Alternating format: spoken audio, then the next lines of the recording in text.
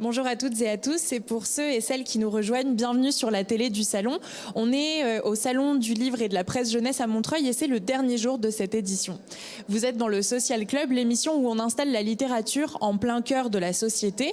Aujourd'hui, on débat avec Marianne Cosra, responsable du pôle livre et édition à l'Institut français, Sandrine Mini, directrice des éditions Syros, et Maude Leroy, fondatrice des éditions des Lisières. Mais comme d'habitude, on commence avec Sylvie Vassallo, la directrice du Salon et amoureuse de la littérature jeunesse qui nous a accompagnés sur toutes les émissions. Tu as passé une belle 38e édition, Sylvie ?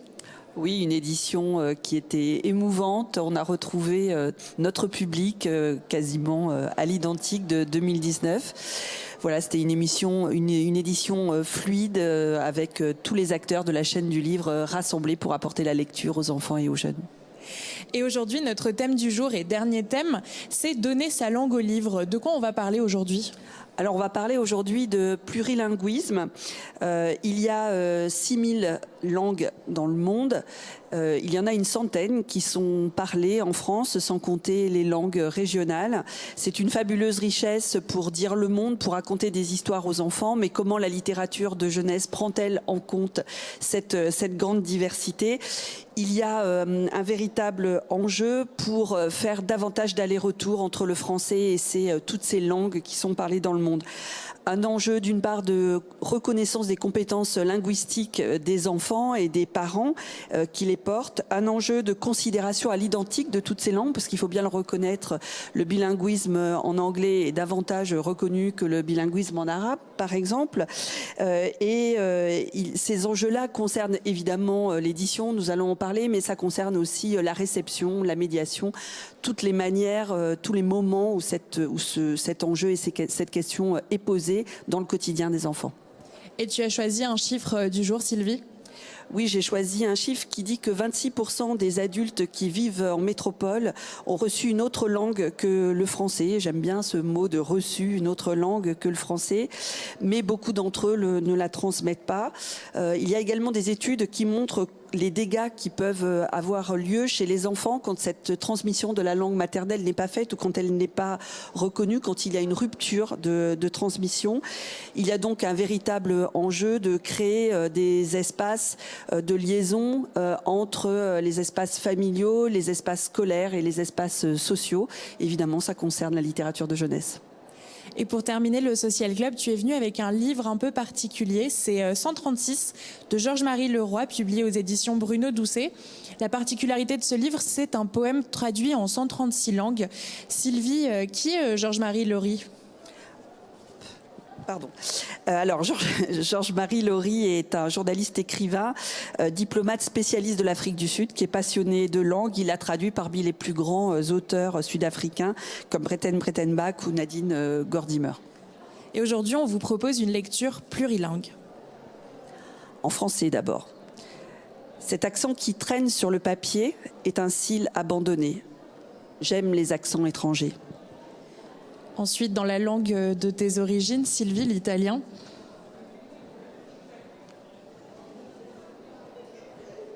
Quell'accento che trascina sulla carta è un ciglio abbandonato. Amo gli accenti stranieri. Et nos invités vont nous rejoindre sur la lecture aujourd'hui. Je vous laisse la parole. This accent which lingers on the page is a forgotten eyelash. I like foreign accents. En anglais. Maude Leroy. Hadla lama libkat falwarka ayaramsha tinset tema shahalka kanebri rahjat nas el khorba. En arabe. En darija, qui est l'arabe dialectal marocain. Accenten som står ingen på papieren en etterlatt øyevipp. Jeg liker fremmede accenter. C'était en norvégien. Et je vais terminer avec l'espagnol. Este acento que se arrastra sobre el papel es una pestaña abandonada. Me gustan los acentos extranjeros. Merci Sylvie d'avoir été avec nous toute la semaine au Social Club et pour tes éclairages sur les thématiques abordées. Maintenant, je vais rejoindre mes invités. On se retrouve tout de suite. Merci.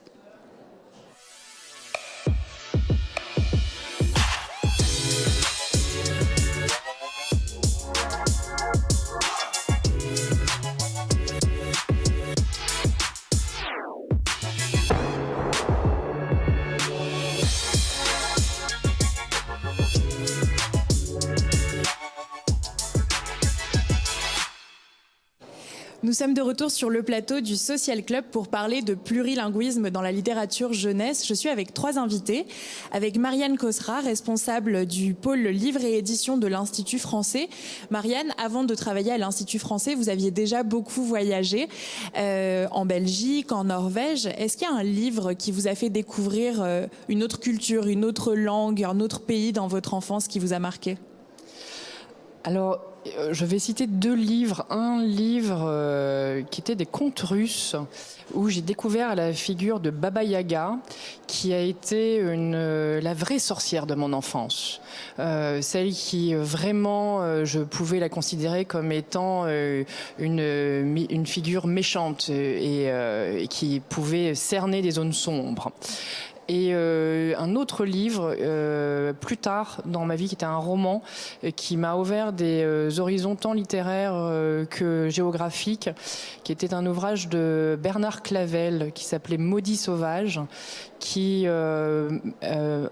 m'a fait comprendre pour la première fois ce que pouvait être une culture très proche de la nature, dans des horizons certes qu'on dénomme comme sauvages, mais en tout cas sauvages dans le sens de encore intact d'une certaine manière. Et j'avais trouvé ce livre très profondément enraciné dans une sincérité, en fait. J'avais l'impression de respirer avec les personnages et d'être moi-même immergée dans des horizons très vastes qu'on n'avait pas, en tout cas que j'avais jamais vu, jamais pu expérimenter moi-même. Je suis également avec Sandrine Mini, directrice des éditions Syros. C'est une maison d'édition avec plusieurs collections ou formats bilingues ou multilingues. On va les regarder ensemble tout à l'heure. Vous, Sandrine, quel livre a été une fenêtre vers l'ailleurs, vers une autre culture quand vous étiez petite ? Alors, j'ai essayé de penser à quel avait été le premier contact avec la découverte qu'il pouvait y avoir d'autres systèmes d'écriture, et c'était avec l'Égypte. Et c'est vrai que ça fascine encore aujourd'hui les enfants. C'est loin, c'est l'ailleurs, c'est dans l'histoire, ça n'existe plus. Mais la découverte des hiéroglyphes et qu'on pouvait donc communiquer autrement qu'avec nos caractères, ça c'était quelque chose de très fort. Et puis, je dirais que aujourd'hui, et ça date, j'ai une fascination, mais comme beaucoup d'enfants aussi autour de moi, pour le Japon. Et voilà, il y a un livre qui fascine beaucoup de monde autour de moi actuellement, c'est Va au Japon de Varam Muratian, qui nous invite à découvrir son Japon à travers lui. Et je voulais juste lire, voilà, que pour dire le mot allô, on dit moshi moshi. J'adore répéter encore et encore ce mot. Voilà, de mettre en bouche l'ailleurs. Donc c'est un livre qui... Et enfin, je suis avec Maude Leroy. Maude, vous êtes fondatrice des éditions Les Lisières.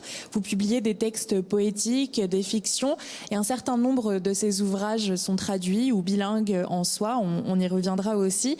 Est-ce qu'il y a un livre qui a éveillé votre curiosité vers l'ailleurs, vers d'autres cultures, vers d'autres pays quand vous étiez plus jeune ? Alors celui qui est venu en premier quand vous avez posé la question, je pense que c'est 6 milliards de visages. C'est un livre qui est à l'école des loisirs, je crois, et qu'on m'a offert, des voisins m'avaient offert quand j'étais petite, donc, et qui m'a complètement fascinée. C'est sur, je crois que maintenant ça a été réactualisé parce qu'on en est à 8 milliards de visages. Donc voilà, 2 milliards de plus. Et c'est sur toutes les cultures du monde, et j'étais complètement fascinée par ce livre. Voilà. Merci. Marianne, vous travaillez maintenant au sein de l'Institut français, partenaire du Salon. Peut-être pouvez-vous nous rappeler le rôle de l'Institut à l'étranger et pourquoi le livre jeunesse est un support intéressant dans votre travail ? Alors l'Institut français est l'opérateur de l'État. Donc on travaille avec 2 tutelles, le ministère des Affaires étrangères et le ministère de la Culture, pour tout ce qui est diplomatie culturelle à l'étranger. On s'intéresse fortement à la littérature de jeunesse pour 2 raisons principales. C'est un domaine éditorial dans lequel la France est excellente. Et nous avons un rôle de promotion et de soutien à l'export de l'édition française à l'étranger. Et deuxièmement, c'est aussi un vecteur très important vers la lecture et l'imaginaire. Pour les enfants, mais pas que pour les enfants, vu que la littérature de jeunesse s'adresse aussi aux parents. Et donc on a différents dispositifs qui s'inscrivent dans le cadre du plan pour la langue française et le plurilinguisme qui a été mis en œuvre par notre président de la République lors de son premier mandat, à l'ouverture de son premier mandat, où on a différents projets qui nous permettent de soutenir le livre de jeunesse comme étant, par exemple, un outil fondamental d'accès à la lecture et à l'apprentissage de la lecture, sachant que l'apprentissage de la lecture est le fondement de tous les apprentissages. Donc on agit à différents endroits avec les créateurs, avec les éditeurs, avec tout ce qui est médiation, bibliothécaire, avec les professeurs, pour faire en sorte que le livre de jeunesse soit partout et aussi dans plusieurs langues. Pour les enfants, tant à des fins de plaisir qu'à des fins d'apprentissage. Sandrine, vous travaillez sur des supports, des livres qui accompagnent cet apprentissage. Pour vous, quels sont les bénéfices d'apprendre une langue aux enfants dès le plus jeune âge? Au-delà de la pure connaissance, je crois qu'il y a aussi des valeurs qui passent par là, qui vous tiennent à cœur. Oui, effectivement. Alors le démarrage de Syros, l'ADN de Syros, le premier livre publié par Syros en 1984, ça s'appelle Écriture dans l'histoire et par les contes de Suzanne Buquier, et qui a développé tout un tas de livres bilingues, trilingues, d'imagier à cette époque-là, qui avait cette conviction qu'il fallait, pour comprendre l'autre, comprendre les autres, s'intéresser à sa langue, la découvrir, la partager, en discuter. C'est vraiment avant tout un bénéfice d'ouverture aux autres cultures, d'invitation à la découverte de la diversité, à la tolérance. Donc il y a un enjeu de cohésion sociale très fort. Et puis on a rencontré l'association d'Ulala, d'une langue à l'autre, qui est une association montreuilloise dont le slogan est faire des langues de chacun une chance pour tous, et donc de prendre en compte les différentes langues. Alors pourquoi effectivement c'est bien de démarrer le plus tôt possible, c'est-à-dire de mettre dans l'oreille de tous les enfants le plus de sons et de langues différentes. Ça va aiguiser leur curiosité et les intéresser aussi à la langue de l'apprentissage. Voilà, de comparer les langues entre elles, c'est vraiment un atout aussi pour apprendre sa propre langue. Voilà, on reviendra peut-être. On reviendra sur les ouvrages tout à l'heure. Maud, je crois que vous êtes d'accord avec cette idée de curiosité, une sorte d'empathie. C'est lié au nom de votre maison d'édition. Ça veut dire quoi pour vous, la lisière? Alors la lisière, en fait, c'est le lieu en fait qui est bordé par 2 champs ou plusieurs, mais en fait, c'est en écologie, par exemple, il y a le principe d'écotone qui dit que la lisière est plus riche en termes de biodiversité que les 2 champs qui l'abordent, parce que c'est le lieu où se rencontrent les espèces. Donc c'est vraiment ce lieu de rencontre et de diversité par la rencontre, du coup. Au niveau de la langue, c'est la même chose. Si oui, les voilà. cultures des langues se rencontrent, ça crée cette richesse. On reviendra tout à l'heure sur les ouvrages publiés aux lisières. J'aimerais qu'on regarde ensemble, Sandrine, l'un de vos ouvrages publiés récemment, c'est Comment tu dis, que vous avez conçu avec Dulala, dont vous venez de parler. Comment a été conçu ce livre? Qu'est-ce que c'est que ce drôle de livre en plein de langues? C'est je sais pas, je le montre, c'est un très grand livre qu'on a voulu très beau, très grand justement pour rendre visible différentes langues. Alors là, il y en a que 12. Sylvie parlait de 100 langues parlées en France. En fait, c'est beaucoup plus, me semble-t-il. C'est plus de 400 langues qui sont parlées. Et un enfant sur 4, effectivement, parle une autre langue que le français. Donc avec Dulala, qui a développé un site qui s'appelle Lexilala pour tous les enseignants, médiateurs, toutes les structures d'accueil d'enfants. Un site qui permet d'avoir 600 mots dans 12 langues. Et maintenant, ça s'est enrichi avec d'autres.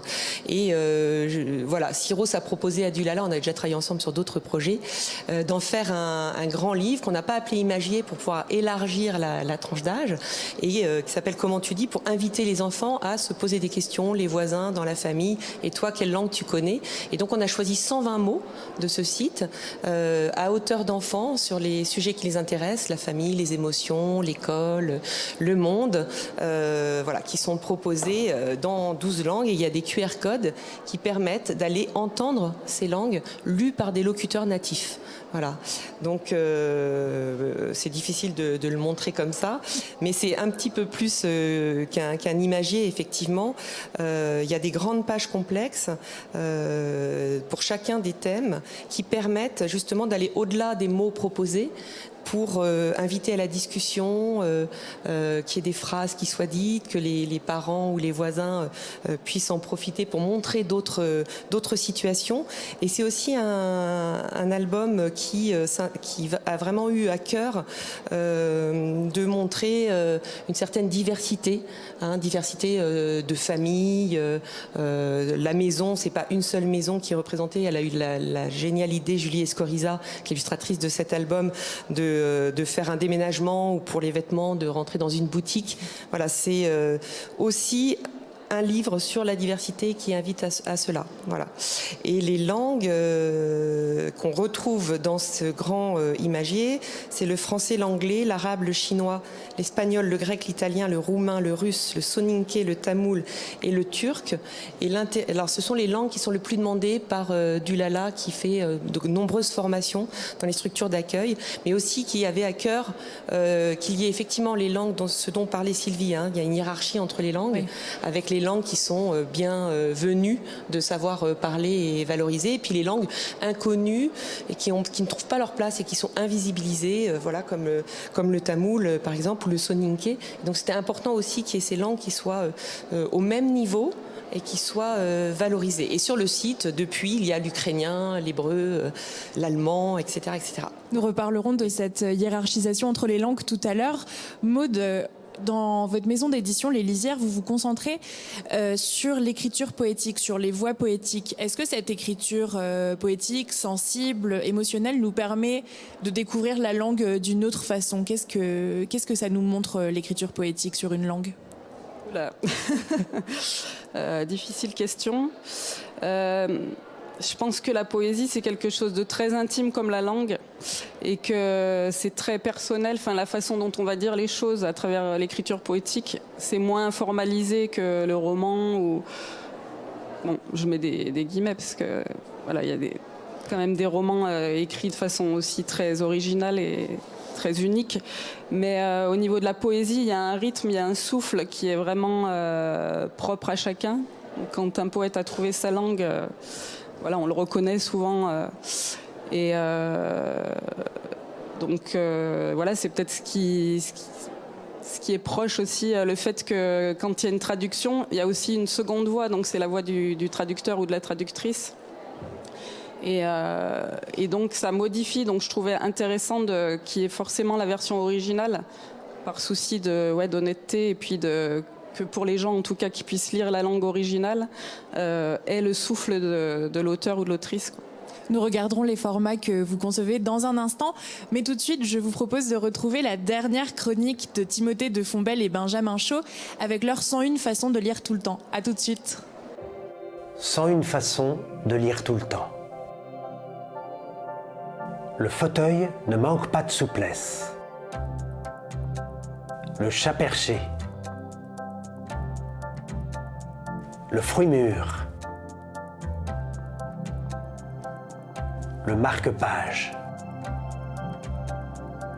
le lotus, la bulle,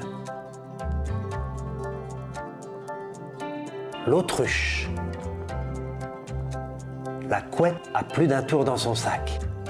Attention, ces façons de lire tout le temps illustrent les effets variés et parfois imprévisibles de la lecture chez les êtres humains. Cependant, il est à noter que certaines postures ne peuvent être pratiquées par des adultes que sous la surveillance d'un enfant.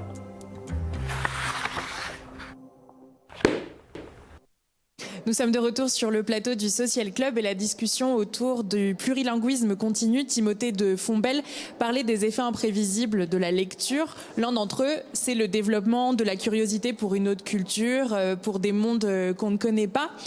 Mais la France, en soi, est un pays multiculturel et le plurilinguisme est plurilingue, avec une histoire migratoire très riche. Sandrine, est-ce que c'est la responsabilité du monde de l'édition jeunesse que d'offrir une diversité de supports dans un pays qui est aussi riche ?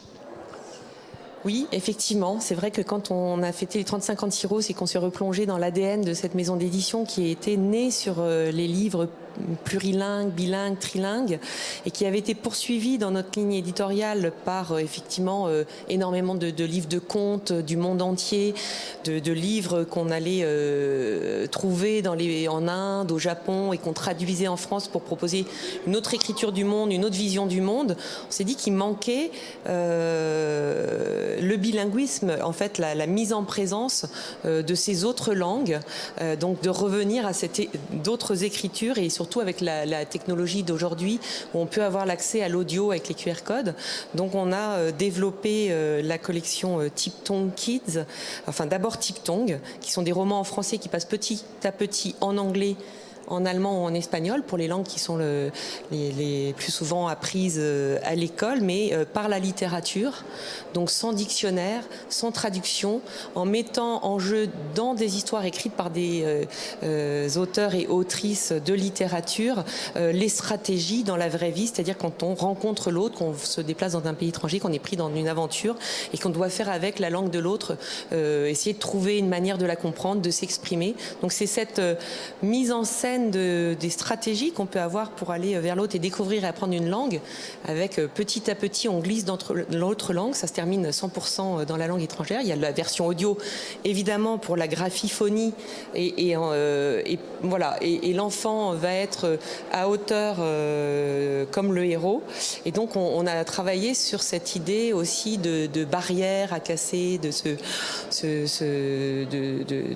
décomplexer par rapport à la langue, de prendre en compte, comme vous disiez, c'est quelque chose de très intime, de mettre une langue autre dans sa bouche et de se l'approprier. Donc il y a eu tout un travail là-dessus chez Syros. Donc on a eu le label européen des langues pour ce projet, et puis Tiptong, on a voulu poursuivre et en allant plus loin, justement avec notre rencontre avec Dulala, pour valoriser ce plurilinguisme qui fait notre pays, et le fait qu'il y ait d'autres enfants d'autres langues. Donc dans Tiptong Kids, on a été encore plus loin, puisqu'il y a une petite bande d'enfants d'origine différente. Ça représente finalement les enfants des classes.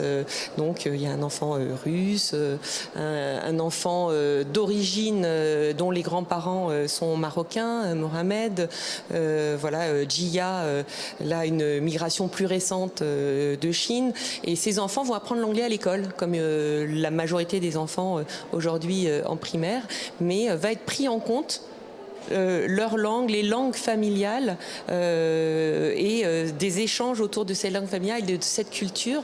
Et voilà, donc ça a été testé dans les classes, et ce que nous ont redit les enseignants, c'est que d'un coup, ça c'est clair, c'est-à-dire qu'il y a les yeux qui brillent des enfants parce qu'on a dit un mot de la langue qu'ils connaissent ou de la famille, les camarades vont s'y intéresser, ça va être valorisé, et ça donne encore plus envie d'entrer dans la lecture et l'apprentissage du français et aussi de l'anglais parce que sont pris en compte ces langues Donc je pense effectivement que la littérature de jeunesse, enfin nous on se sent investi aujourd'hui de cette responsabilité de valoriser cela, de le donner à voir et de le le donner à entendre aussi avec à chaque fois l'audio qui permet d'aller, on peut s'amuser à le dire comme on peut, et puis après aller écouter comment ceux qui parlent la langue peuvent nous le dire. Donc on va essayer de développer de plus en plus de projets. Il n'y en a pas tant que ça, finalement, des livres qui mettent en scène ce plurilinguisme, ces différentes langues. Voilà. Donc, et vous, Maude, comment faites-vous vivre les langues dans vos ouvrages, dans les ouvrages que vous publiez comment faites-vous entendre ces différentes voix, ces différentes langues ? Donc c'est des éditions bilingues. Ensuite, j'essaye d'organiser aussi des rencontres avec les poètes ou les poétesses du coup. Et puis je fais attention du coup que ça soit vraiment, qu'il y ait une verticalité au niveau de la langue, qu'il n'y en ait pas une qui prenne évidemment le dessus sur l'autre. J'imagine qu'il y a aussi un travail avec les traducteurs. Vous avez les poètes et les traducteurs qui travaillent en étroite collaboration. Mm-hmm. Oui, je fais attention aussi au niveau des traducteurs, voilà, le lien qu'ils peuvent avoir avec l'auteur ou l'autrice. Et ça aussi c'est important parce que du coup dans les lisières il y a pas mal de voix de colonisés en fait ou d'héritiers du colonialisme, et donc cette question de la langue est aussi évoquée du coup par ceux qui ont subi l'acculturation. Donc j'ai plusieurs titres, notamment en poésie. Il y a un poète aïnou que j'ai pas amené là, mais et souvent voilà la question de la langue revient, est importante. Souvent ils ont perdu la langue maternelle, mais il y a dans chaque texte que j'ai publié il y a la réintroduction quand même de mots de la langue maternelle. Et vous allez aussi chercher des auteurs de partout dans le monde, même dans des éditions qui sont simplement une traduction, mais vous allez chercher des voix très diverses, des écrivains russes. Vous avez emmené un roman qui vous tient à cœur. Oui, alors russe, j'en ai pas encore. J'ai un projet que j'ai fait il y a longtemps en micro-édition, mais voilà. Mais en fait, c'est beaucoup des rencontres avec des auteurs, des autrices, traducteurs, traductrices, et avec quand même en fond cette volonté du coup de faire entendre des voix, comme je vous disais aussi, de coloniser, puisque que ça soit pas à travers le prisme du coup des dominants, mais que ça soit justement les personnes qui ont eu à perdre leur langue en fait, qui puissent la retrouver aussi et s'exprimer et être écoutées, quoi. Sylvie nous disait tout à l'heure qu'un quart des adultes français ont grandi avec une autre langue chez eux. Certains ne la transmettent pas ou bien essayent de se couper de cette langue pour s'immerger dans le français. Des recherches récentes montrent qu'on agit de façon plus rationnelle quand on pense dans une autre langue.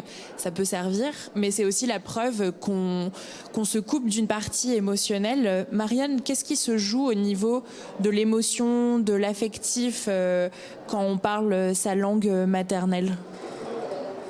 C'est la langue de l'intimité. Donc il y a évidemment quelque chose de profond qui se met en jeu. Après, je tiens à dire que par rapport à la transmission de la langue, il faudrait aussi le corréler au fait que mieux la langue est apprise par les parents. Au départ, ça veut dire s'ils possèdent eux-mêmes les structures de la langue pour pouvoir l'enseigner, plus ce sera facile pour eux aussi de la transmettre. Il y a différents facteurs en fait qui sont à considérer dans le fait de transmettre une langue. Et après, il y a aussi un effet générationnel. Ça veut dire que parfois, au bout d'un moment, il y a trop de langues à la maison et qu'il y aura un choix à faire par rapport à la langue qui sera directement transmise aux enfants. Et il y aurait parfois une coupure avec les grands-parents parce qu'il y a plusieurs langues qui tout d'un coup s'intègrent au sein d'un même foyer. Donc le fait de parler sa langue maternelle et surtout qu'elle puisse être comprise, ça met en jeu tout d'abord sa propre éducation, son rapport à un imaginaire et son rapport à l'intime, à l'affection qu'on a pu recevoir ou non dans cette langue. Mais c'est aussi, ça peut être aussi une langue qui permet aussi un rapport plus cognitif, on va dire, au monde.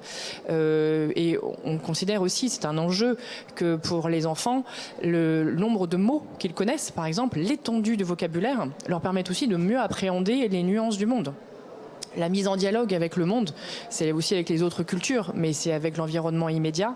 Donc il y a un enjeu triple, on va dire, dans le fait de pouvoir parler sa langue maternelle, parce que le fait de se relier à sa propre culture, à son noyau familial, et aussi de mieux relier un lien au monde, de mieux faire en sorte de faire ce lien au monde. Je voudrais juste rebondir sur le fait qu'il y a très peu en fait d'éditions bilingues par rapport à l'ensemble de ce qu'on produit, mais il y en a tout de même beaucoup en français. Je voudrais juste faire en sorte de dire qu'en France, en fait, on aime assez bien les éditions bilingues. Par contre, ce qui est plus nouveau, c'est qu'on en fasse de plus en plus dans l'édition jeunesse. Il y a des maisons d'édition qui ont créé des collections aussi. Par exemple, pour revenir à l'arabe, nous, on a une priorité sur les échanges éditoriaux entre le français et l'arabe.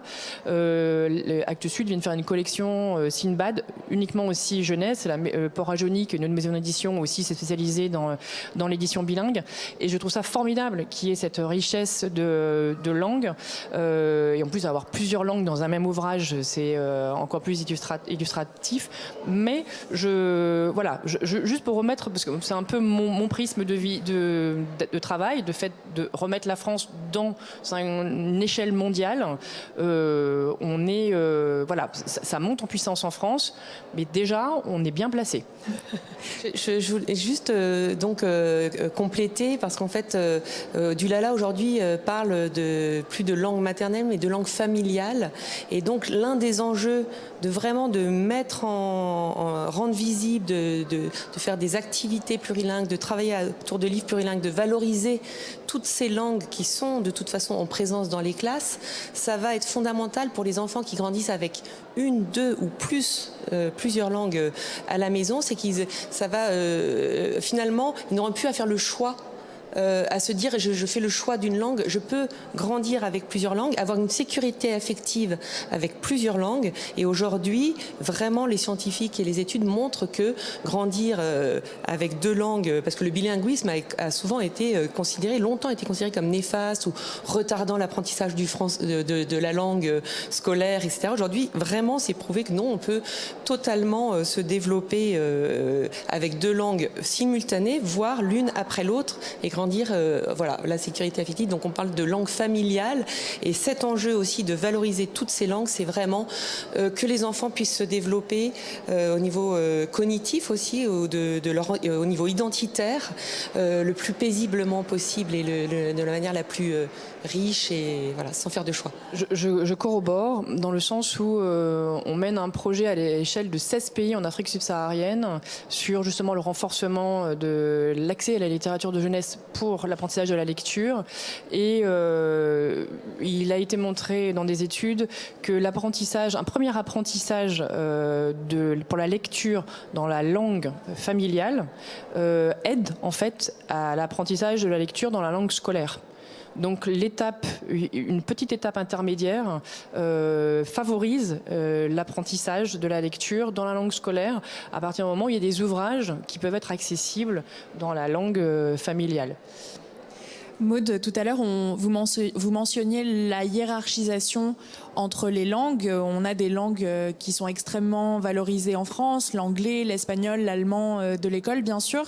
Est-ce qu'on peut rétablir d'autres langues? Comment on peut agir pour participer à la valorisation d'autres langues qui sont très parlées en France? Alors ça, je ne sais pas si j'ai une réponse à mon échelle, en tout cas. Alors, comme je vous disais, c'est beaucoup des rencontres, mais je fais attention. J'ai publié un livre en bilingue français-corse, donc c'est une langue régionale, mais qui est pas très connue. Et c'est un livre qui interpelle beaucoup de gens, même des gens qui ne parlent pas corse. Et c'est faire porter une attention à ces langues-là et les diffuser après, et trouver aussi ce que je trouve important, c'est aussi de les faire vivre hors du livre. Donc arriver à ce que ça circule et que ça soit oral aussi, parce qu'il y a beaucoup de gens qui fonctionnent plus avec l'oralité qu'avec la lecture. Donc que ça soit aussi accessible par ce biais-là, quoi. Et le livre permet peut-être aussi de communiquer au-delà de langues différentes, avec des parents par exemple ou des personnes qui sont pas francophones, avec les imagiers, avec ce support-là qui est parfois souvent esthétiquement très beau. Est-ce que c'est aussi un pont qui permet la communication au-delà des langues? Qu'est-ce que vous en pensez? Alors, si je peux me permettre, nous, on s'est vraiment associés au Salon du Livre et de la Presse Jeunesse de Seine-Saint-Denis parce qu'on travaille au départ sur la sélection des pépites et pour en faire des pépites internationales et parce que ce dispositif en fait a aussi un volet d'apprentissage du français en langue étrangère et on s'appuie totalement sur les illustrations pour faire en sorte de faire comprendre en fait l'univers de l'histoire aux enfants. Et c'est aussi des supports qui, je veux dire, quand je dis enfants en français, on n'a pas, j'irais dire jeunesse au sens large, vu qu'il y a aussi des romans jeunes adultes, voilà, adolescents. Et alors peut-être les romans sont moins illustrés, mais en tout cas sur les albums, dans nos médiathèques dans le monde, pour les apprenants du français, que ce soit des enfants ou des adultes, c'est un vrai support d'apprentissage parce que l'image ajoute au texte et ça permet d'entrer aussi dans le mot, si j'ose dire, à travers le texte. Donc pour nous, c'est prouvé, c'est appliqué et on remercie le SLPJ pour ce beau partenariat. C'est déjà la fin de notre discussion sur le plurilinguisme, mais le Social Club n'est pas tout à fait terminé. On retrouve la dernière chronique préparée par Suzy Morgenstern, elle qui est née aux États-Unis et qui maintenant écrit si bien le français. On se retrouve tout de suite après. Je m'appelle Suzy Morgenstern. Je vais vous donner un truc pour une vie époustouflante. Des petits gestes pour un grand effet. Le bonheur des petites choses peut être éclatant. Se laver les cheveux, par exemple. Ça remue le cerveau.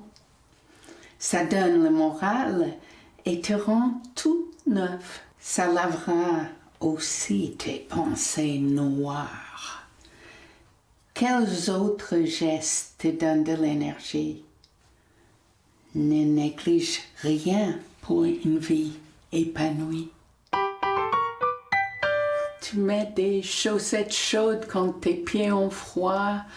Tu manges quelques amandes quand tu as une fringale. Il y a des solutions simples pour des choses. Des petits gestes pour un grand effet. C'est tellement simple. Tu te regardes dans le miroir. Tes cheveux graisseux, disgracieux.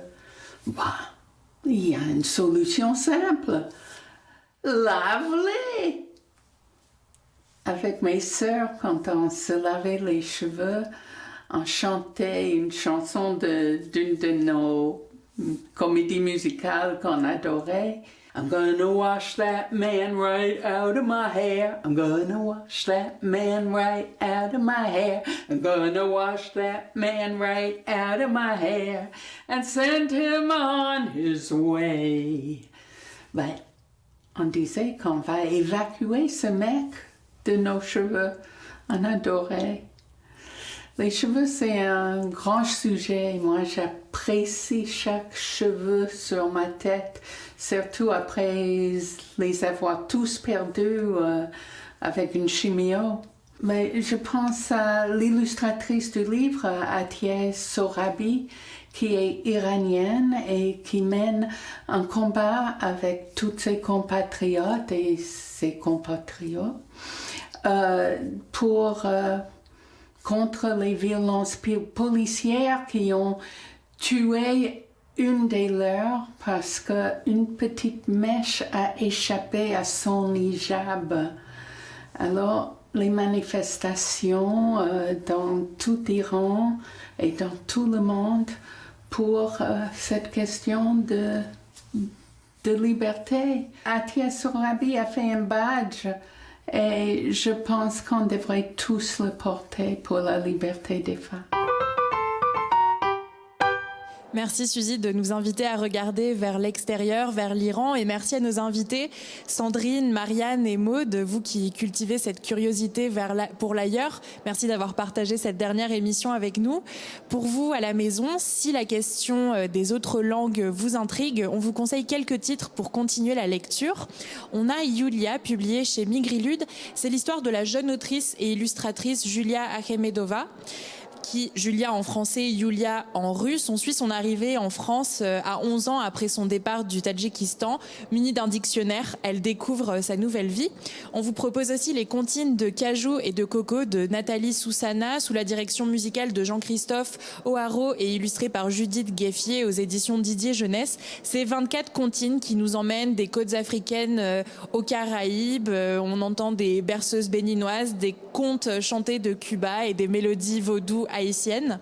Et enfin, on vous propose Toulatiyat d'automne de Christian Tortel avec des dessins de Walid Taher traduits en arabe par Glan Haji. C'est au Port Jauny et c'est un livre qui mélange les rubayats, des poèmes venus de Perse, et des haïkus, ces petits poèmes japonais. Le résultat relie l'Europe à l'Asie en passant par le monde arabe. C'était un véritable plaisir de partager cette semaine avec vous et d'échanger avec nos invités sur toutes les thématiques du monde du livre jeunesse. Les 6 émissions du Social Club sont à retrouver sur la chaîne YouTube SLPJ 93 et sur Via 93, comme tous les autres contenus de la télé du Salon. Un grand merci aux équipes techniques et aux équipes du Salon. On se retrouve l'année prochaine et d'ici là, bonne lecture.